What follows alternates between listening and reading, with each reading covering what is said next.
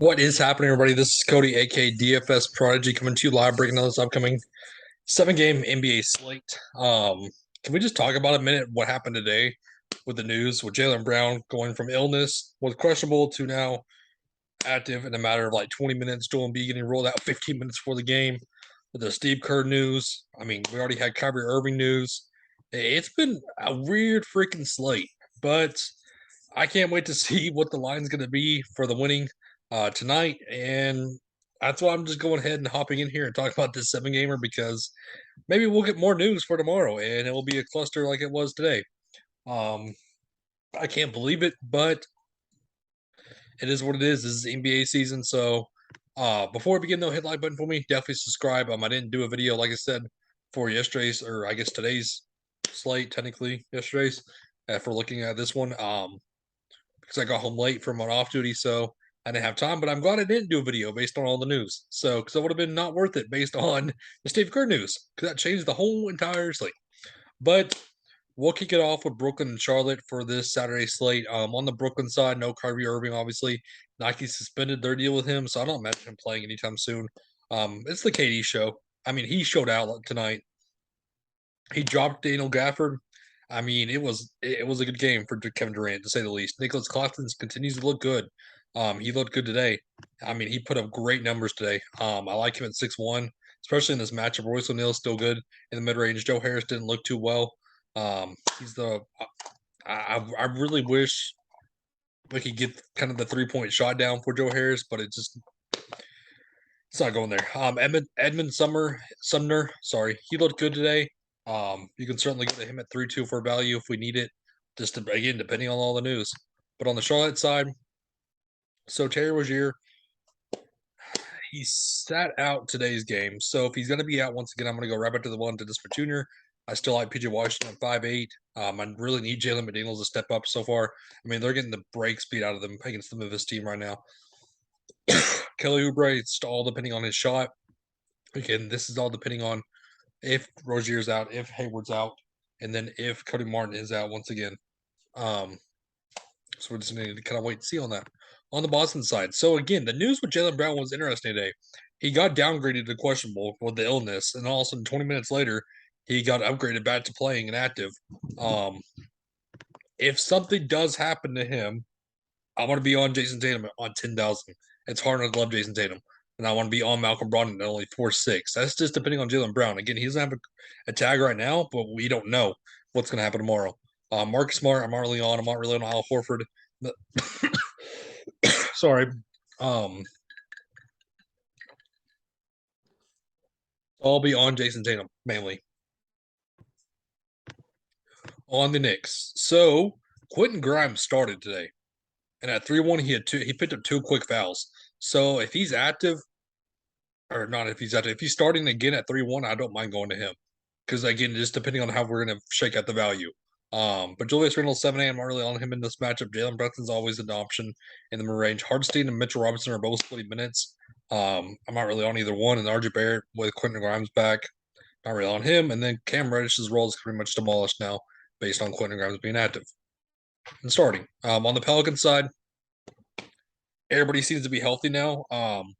The price of Zion at E8 is not really enticing to me anymore because we have Brandon Ingram and Herbert Jones back.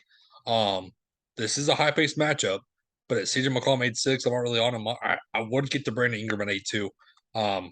He would be my main option just because of the price tag being the lowest.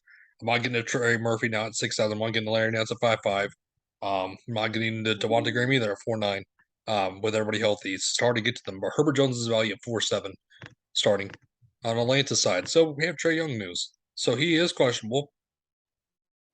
So if for some reason he's out, I want to be on DeJounte Murray a ton at 9.6. I'm going to be on John Collins at 6.2.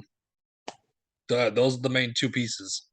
Bog is out. Click Capella 5.2 with the Congo healthy. I'm not really on. DeAndre Hunter is going to see an upstick in minutes based on the Bog news. But again, not really stands out to me unless Trae Young is out. On the OKC side, with Josh Giddey healthy, I'm just kind of liking him. He has a higher ceiling than this 26 mark and 25 mark. We've seen it in the first two games. We know he can do well. SGA 99. I mean, I know he's doing it all, but against Milwaukee, not really high on him. And Loki Stort, no thank you at 5'9". Jalen Williams not starting. I'm not really on him at 4'6". Trey Man, no thank you. I'm not getting really anybody else on the OKC team. Milwaukee should beat this team easily. Giannis is playing tonight, so at 12-6. Again, I'm worried about the blowout in this game. Drew Holiday 8-4. Not really enticing to me either. Bobby Portis, Brook Lopez, no thank you. Grayson Allen, again, I'd much rather just go to other value. Houston to Minnesota, I do like this game on the Houston side. No Jabari Smith, no Tate. So we're going to see more of KJ Martin. We're going to see more of Tari Eason. I do like Tari Eason as a value. I think he's going to see more minutes than that. And I do like him as kind of just a GPP dart throw. KBJ, though, 7'6". I don't mind the price tag, but I'd much rather just drop down and go to Jalen Green. Singing, I love it, 6'3". Again, KJ Martin is a value at 4'4", if you want to look at him. And then Eric Gordon, I never play Aaron Gordon.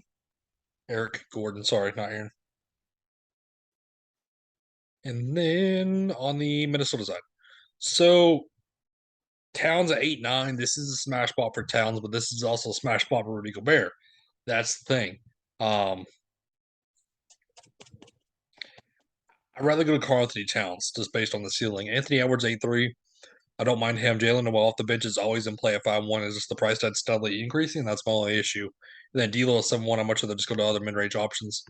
And then San Antonio and Denver on the Denver side. Jokic, this is a good spot for Jokic. I like him at 11-7. But he's not my favorite spin up when I can go to KD in a better matchup, a better spot.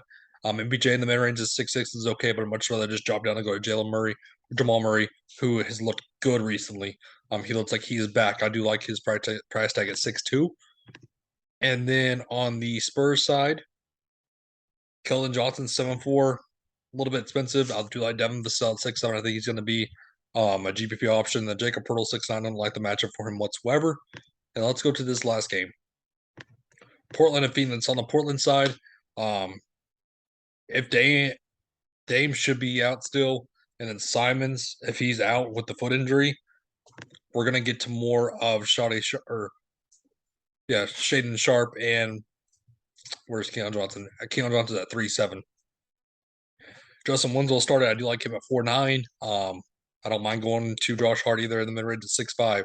And then on the Phoenix side, there's nothing really stands out to me, to be honest with you. DeAndre Ayton, 6'7". I'd much rather just go to Nurkic in this spot. Devin Booker, a little bit expensive in my opinion. I'd just rather go to KD. But that wraps up the slate for us, though. Thank you for tuning in. It was a great slate for us tonight. Have a good one, everybody.